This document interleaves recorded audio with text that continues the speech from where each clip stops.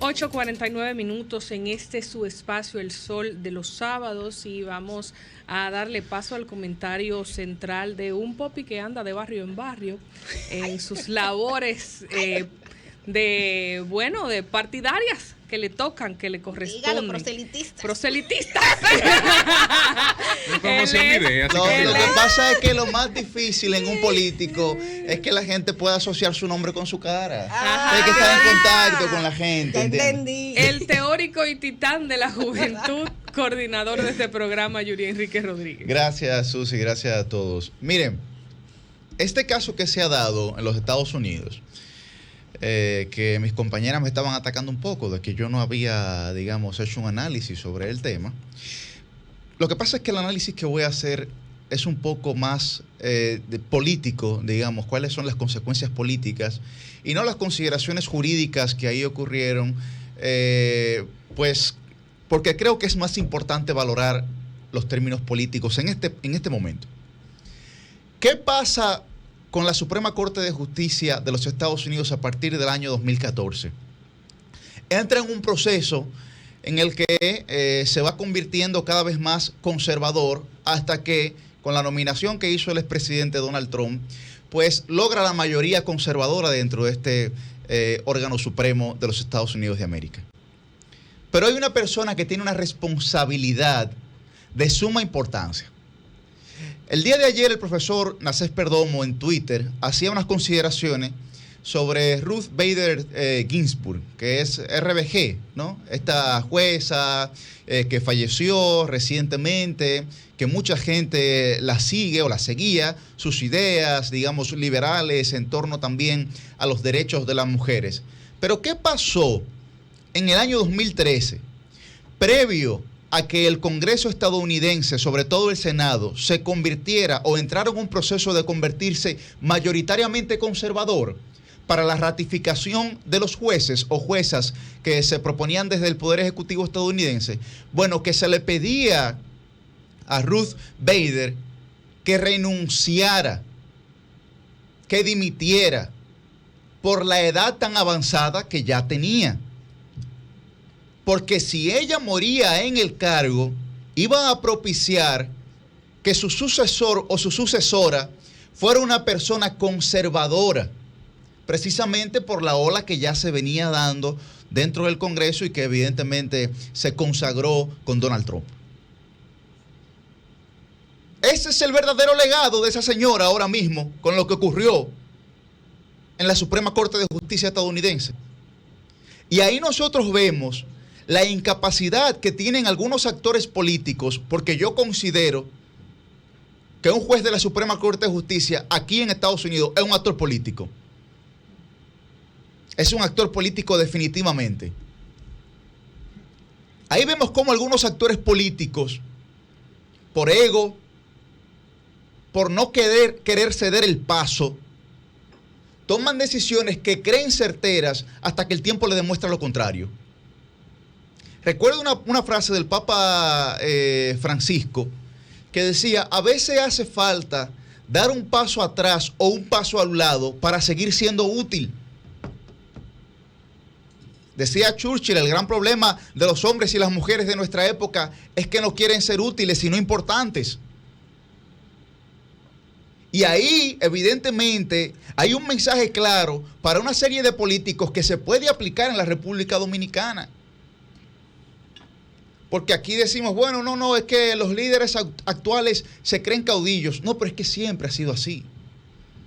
Siempre ha sido así porque se refleja el legado de Bosch, el legado de Balaguer o el legado de Peña Gómez, porque aspiraron hasta el día que se murieron.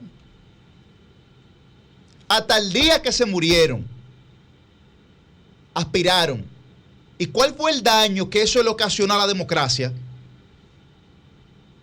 Miren ahí, por esa señora no tomar una decisión previa, consciente, con una visión de futuro, con un sentido sobre todo de la historia, que a veces los líderes la pierden. ¿Cuál es el resultado hoy? Que la Suprema Corte de Justicia sea mayoritariamente conservadora y que haya tomado esa decisión de digamos, darle la facultad a los estados de que decidan si prohibir o no el aborto. Así mismo pasa en la política. Pero además las consecuencias políticas en un momento de crisis como este, para los Estados Unidos, para el presidente Biden, que se pronunció Obama, su esposa, etcétera, es de un tanque de oxígeno, prácticamente, lo que esto ha venido a darle a la administración de Biden. ¿Por qué? Porque la gente ahora comenzará a manifestarse, y ya comenzó a manifestarse, en contra de esta decisión que ha tomado la Suprema Corte de Justicia, y no en contra, por ejemplo, de temas como la inflación, no en contra de temas como la alza de los combustibles, no en contra de temas como, por ejemplo, digamos, el sentido económico general que afecta ahora mismo a los Estados Unidos, que está en su mayor grado de inflación desde hace 40, 50 años. Es evidentemente un tanque de oxígeno, porque todos los jóvenes, digamos, de la generación actual que viven en los Estados Unidos nacieron conociendo el aborto como un derecho fundamental. Por lo que evidentemente esa generación que no acepta ningún tipo de discriminación, que ya nació, que es la actual, se va a manifestar no en contra de la pesadumbre económica, sino en contra de este tipo de actuaciones. Por eso es un beneficio para la administración de Biden. A pesar de que hayan comentarios y posiciones que estén en contra de esto. Ahora, políticamente es extraordinariamente conveniente para Biden. Extraordinariamente conveniente para Biden. Hay muchos factores, hay factores, digamos, de creencia, de salud, de derechos humanos y políticos. El político va a prevalecer por encima de los demás. El político va a prevalecer por encima de los demás. Un factor jurídico también. Va a prevalecer el político por encima de los demás. Y eso es así. Así que yo espero que los actores políticos, primero comenzando con esta señora Ruth Bader, que fue el origen, la raíz, su error, digamos, su actuación egocéntrica, dio pie a que la Suprema Corte de Justicia se constituyera mayoritariamente conservadora. Esa actuación. Por eso cuando los actores políticos, cuando los líderes no saben retirarse a tiempo, su legado se ve nublado por los errores que cometen cuando pierden el sentido de la historia, a pesar de haber cumplido ya su rol histórico.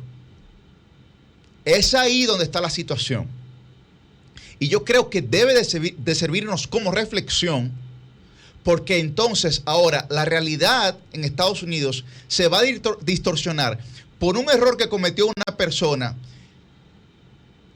y las protestas se van a enfocar no en la necesidad estructural en términos financieros y económicos que está sufriendo un país, sino simplemente en un tema como el aborto, que aunque genera muchísima disidencia, muchísima discrepancia, sí es verdad que hay que decir que no afecta la vida cotidiana de la gente tanto como lo pueden hacer los asuntos económicos o como lo puede hacer simplemente la dignidad generalizada de una sociedad que debe de vivir en sentidos colectivos cada día mejor.